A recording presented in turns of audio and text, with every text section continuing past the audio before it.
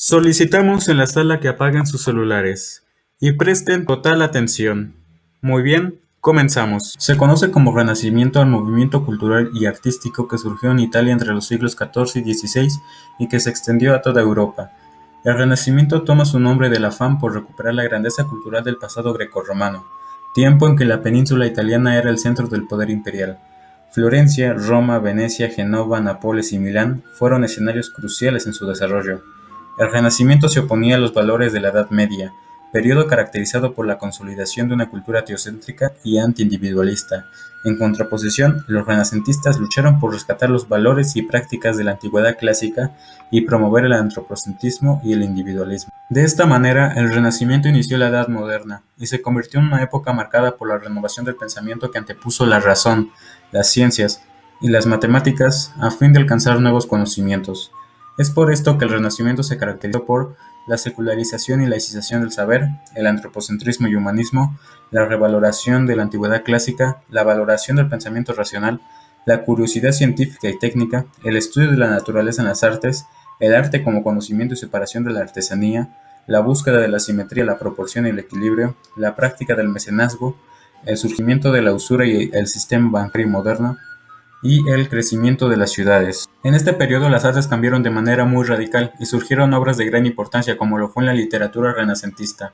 Entre los autores y las obras más reconocidas están Erasmo de Rotterdam con Elogio de la Locura, a Miguel Cervantes con Don Quijote de la Mancha y a William Shakespeare con Macbeth.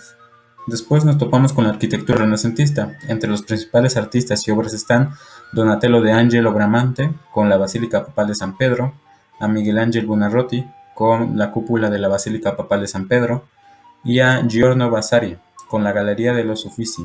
Continuando con la pintura renacentista, entre los principales pintores destacan Masaccio con la expulsión de Adán y Eva del terrenal, Leonardo da Vinci con la Última Cena, Miguel Ángel Buonarroti con el Juicio Final y Sandro Botticelli con el Nacimiento de Venus.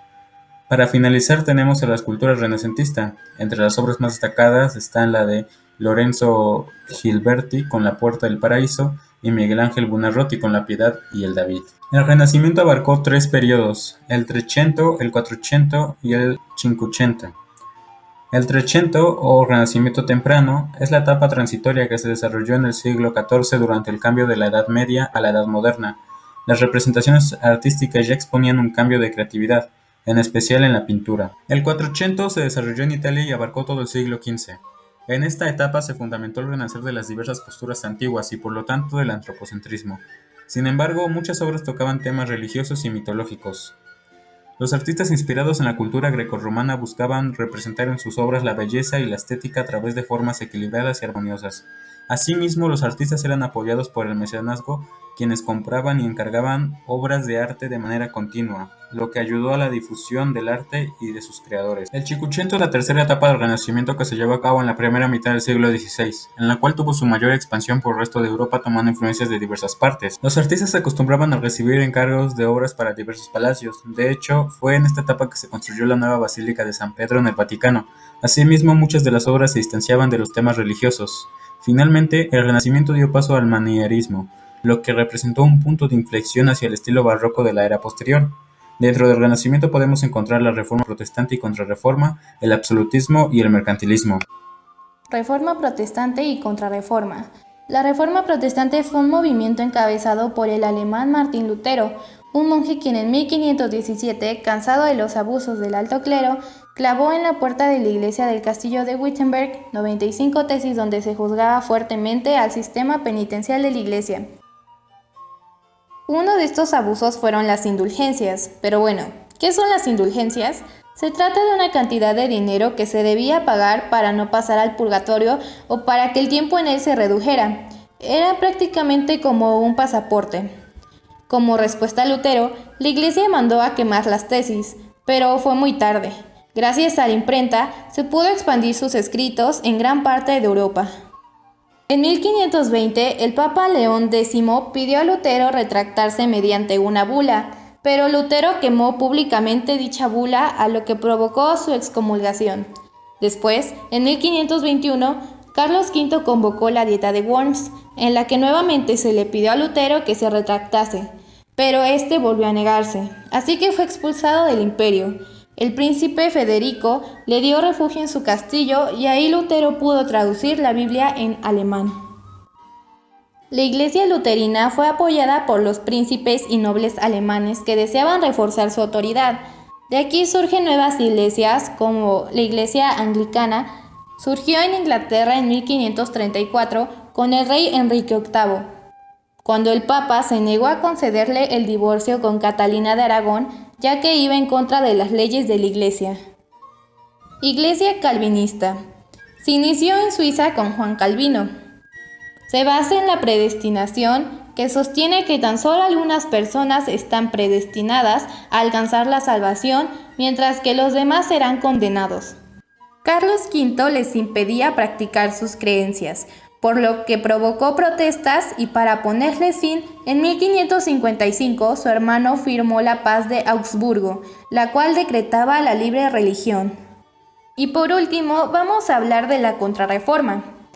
La reacción de la Iglesia a la Reforma se le conoce como Contrarreforma. Empieza en 1545, cuando la Iglesia convoca al Concilio de Trento, reafirma la autoridad del Papa, la interpretación de la Biblia por la Iglesia y sus representantes, el libre albedrío, el celibato y la creencia en el cuerpo y sangre de Cristo. Acaba en 1648 con el fin de la Guerra de 30 años. Un personaje destacado de la Contrarreforma fue Ignacio de Loyola, fundador de la Compañía de Jesús. Los jesuitas y las órdenes religiosas trataron de frenar la reforma. El absolutismo. La era absolutista medieval del Renacimiento abarca los siglos XVI al XVIII. Se le conoce como el inicio de la Edad Moderna porque en esta época se presentan eventos históricos que provocaron grandes cambios. Se desarrolla el Estado absolutista y se da el renacimiento de la humanidad de las artes, la ciencia y la filosofía. El absolutismo se estableció en Europa en el siglo XVI, cuando se produce una rápida expansión de las actividades económicas y poder interno de los reyes de los estados absolutos. En todo estado absolutista, el poder está concentrado en el rey con su corona. El absolutismo es una doctrina política que afirma que el rey es el único que crea leyes y ejerce el poder sin restricciones porque le viene de Dios. Esta es la doctrina política que predominó en este siglo en tres grandes estados absolutistas que fueron Francia, España e Inglaterra. Uno de los principales defensores de esta doctrina fue Nicolás Maquiavelo. En 1513 él escribió una obra llamada El Príncipe, y en 1531 publicó los discursos sobre los 10 primeros libros de Tito Livio. Estas obras fundamentales definen su pensamiento político. Su pensamiento es: el poder es la capacidad de obligar a otros a la obediencia. Todo es válido en la práctica del poder, porque la anarquía es el peor de los males, y un príncipe es preferible a la anarquía. Por ello, él considera que un país es afortunado cuando tiene leyes que lo sostienen y a las que todos están sometidos. A eso se le llama el Estado de Derecho. Sin embargo, el príncipe está por encima de la ley y la moral del pueblo. Debe ser ante todo un gran organizador, un individuo que prevé todas las posibles consecuencias de lo que se propone y debe saber actuar con astucia. El príncipe es un hombre que sabe actuar en el terreno práctico. Solo de esta manera puede lograr el bien del pueblo, el bien común, y el pueblo lo mantendrá en el poder. Es ganar, ganar. En el estado absolutista existió una sociedad estamental dividida en tres estamentos, que fueron la nobleza, el clero y el tercer estado. Cada uno de ellos presenta desigualdades jurídicas y fiscales. Mientras la nobleza y el clero se consideraban estamentos privilegiados, el tercer estado era el estamento no privilegiado, donde se ubicaba la mayoría de la población tristemente. Esto demuestra una sociedad muy desigual. La nobleza se trataba de un grupo cerrado, al que teóricamente se tenía acceso por nacimiento, aunque en el siglo XVIII muchos burgueses enriquecidos compraban títulos nobiliarios. Pero también existían diferencias entre la alta y la baja nobleza. Estos se diferenciaban por los títulos, privilegios, extensión de propiedades y cargos en la corte. El clero del estado absolutista tenía una gran influencia cultural y política. Tenía propiedades y privilegios fiscales. También existía un alto clero, procedente de las familias nobles, y un bajo clero, que eran los sacerdotes y frailes. El tercer estado, integrado por quienes no formaban parte ni de la nobleza ni del clero, estaba integrado por los burgueses, campesinos, artesanos y trabajadores urbanos. La gran mayoría no poseían tierras, recursos escasos y aún dependían de los señores, aunque esto fue cambiando en el siglo XVIII. El mercantilismo se desarrolla durante los siglos XVI, XVII y la primera mitad del siglo XVIII en Europa. En la Edad Moderna se van creando las bases del capitalismo. Esta etapa ha sido conocida como mercantilismo, capitalismo comercial o precapitalismo. El mercantilismo se conoce también como el buscar la obtención de la riqueza medida en oro y plata por un comercio favorable, exportar más a otras economías y comprarles menos. Esto provocó un aumento de precios, porque la demanda creció más que la oferta productiva. Se denomina mercantilismo a un conjunto de ideas políticas o ideas económicas. Consistió en una serie de medidas que se centraron en tres ámbitos: las relaciones entre el poder político y la actividad económica, la intervención del Estado en esta última y el control de la moneda. El mercantilismo considera que una nación fuerte y poderosa era aquella que atraía a sus arcas metales preciosos, producto del comercio o de la explotación minera de sus colonias. Se considera que su creador fue el francés Antoine de Montreuil. La economía era aplicada solo a la administración de bienes familiares y empresariales.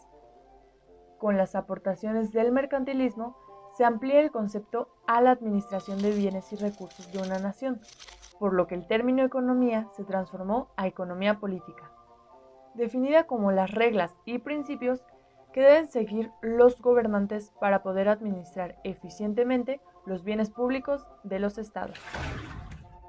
Estas ideas mercantilistas favorecen el proteccionismo de las industrias, mercados nacionales y son contrarias al libre comercio. El mercantilista austriaco Philipp Wilhelm resumió en 9 puntos las reglas de ISA, ideas mercantilistas, o también conocidas como el credo mercantilista. 1. Cada pulgada del suelo de un país se utilice para la agricultura, la minería o las manufacturas.